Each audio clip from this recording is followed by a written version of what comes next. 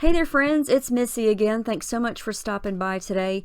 I'm back with a new layout for the Paige Evans design team, and I'm going to be starting this layout with a cut file. And this is one of Paige's cut files. It's called BeYoutiful, and I cut it on paper number 21 from the Truly Grateful collection. It's pretty much white, but it's got different color stitch marks on it.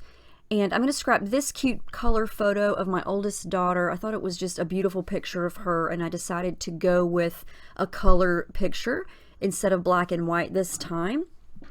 And I'm going to kind of situate the photo right there to the right of the BU of the cut file. And I also want to incorporate one of Paige's stencils onto my background. This one's called Doily.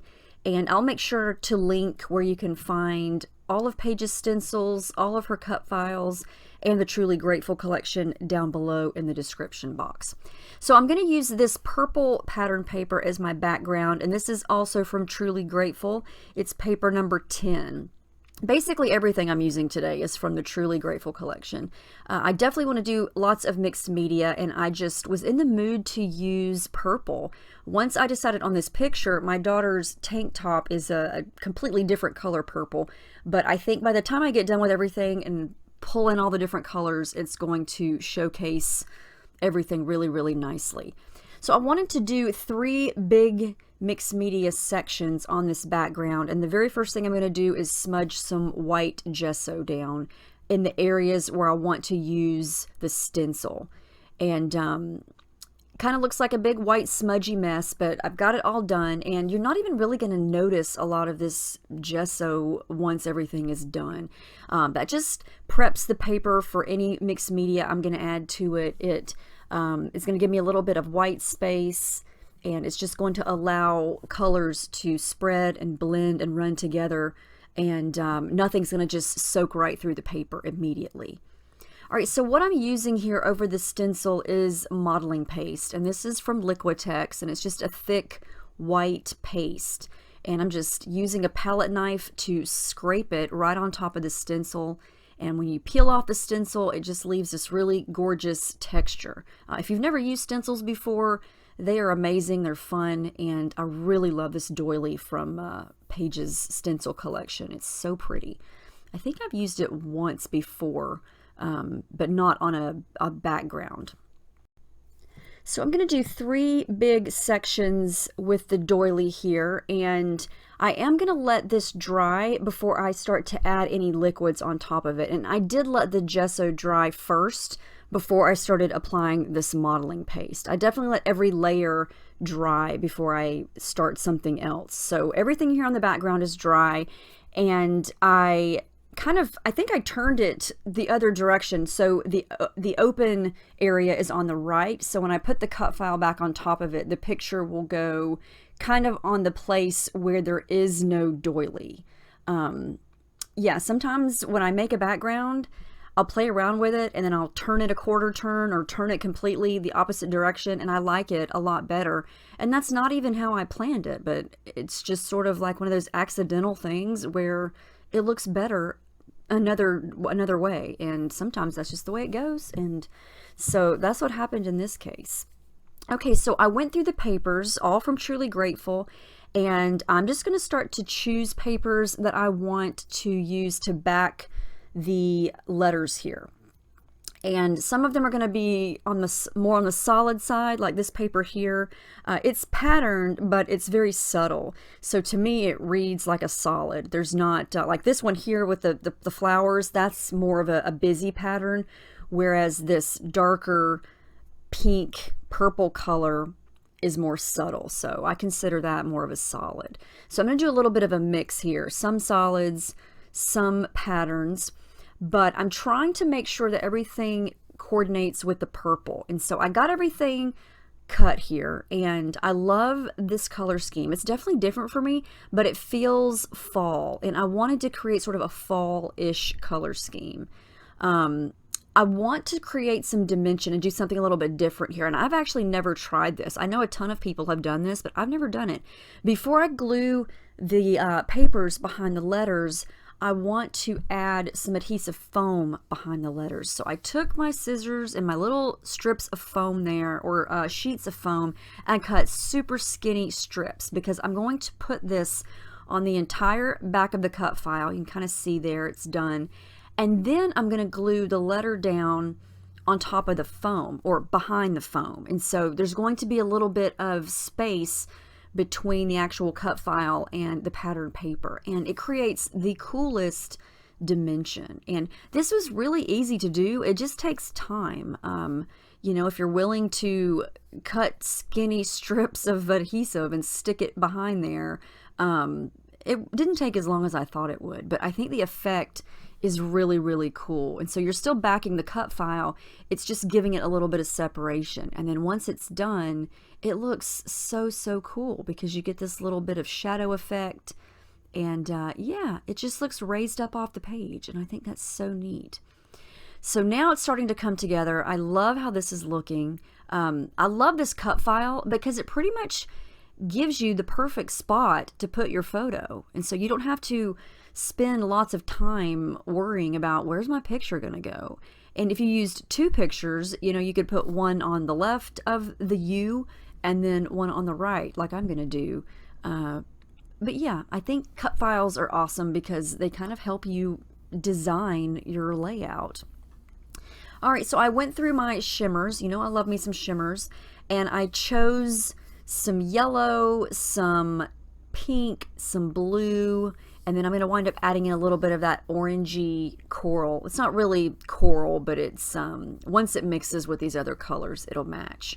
So I thought I would do kind of like a little bit of a golden yellow up at the top, some pink down at the bottom, and then some blue over to the left because I have all those colors in the cut file there. And so I'm just spraying directly onto the paper, dipping my brush in a little bit of water, and then just using the brush to kind of smudge it around. I want this to be able to be seen, you know, around the cut file, through the open spots of the cut file. And I just love using spray inks like this on top of modeling paste. And in this case, you know, this doily gives you a ton of texture and dimension, and just the shape of it and the design of it is so pretty and intricate. And so when you spray the color or use your brush to apply the color, you instantly get this amazing look because the colors sort of just run and blend in and around all of that paste. So you instantly get lights and darks all over the place. And I just love that. It's like a magic experience with the colors because it just works. It just does it itself. I mean, you can kind of see here as I'm doing it, how it just kind of goes. You just add the water and it spreads, and it's pretty easy to do. It looks complicated, but it's really basically just sticking the color down and letting it run and do its thing.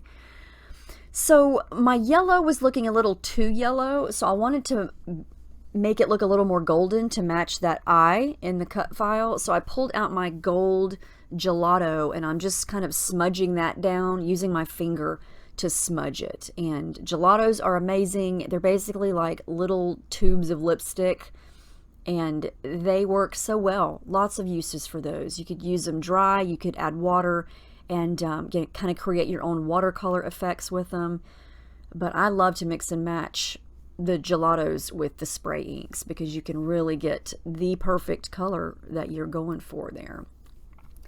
So let me see if I can remember the shimmers colors that I'm using. That pink that I'm using is a gorgeous deep pink that is perfect for this collection. It's called Pink Moscato, and I think I also added in a little bit of pink stilettos. The golden color, the yellow color that I started with is Mustard Seed, and then the blue in the little pot there is called Oaky Bear Blue, and it is gorgeous. I believe that is an Inklings, and so when it dries, it's going to have this really pretty shimmer to it. Actually, all of the colors that I'm using have shimmer, except the pink stilettos. That one's a flat color, but I'm using so many other sprays with shimmer, so they're definitely going to be shimmery once it's dry. And I'll show you this whole background up close once it's dry. But those are the main colors that I'm using at this point, and I'm really liking how this is looking. the three main colors there. And it looks so different when you put the cut file back on top of it. All right, so I did a little more off camera there. I decided to add in a little bit of that orange color. And so the color that I'm using for that is called Mango Tango. And I'm just kind of mixing it with the pink. I'm mixing it with the yellow.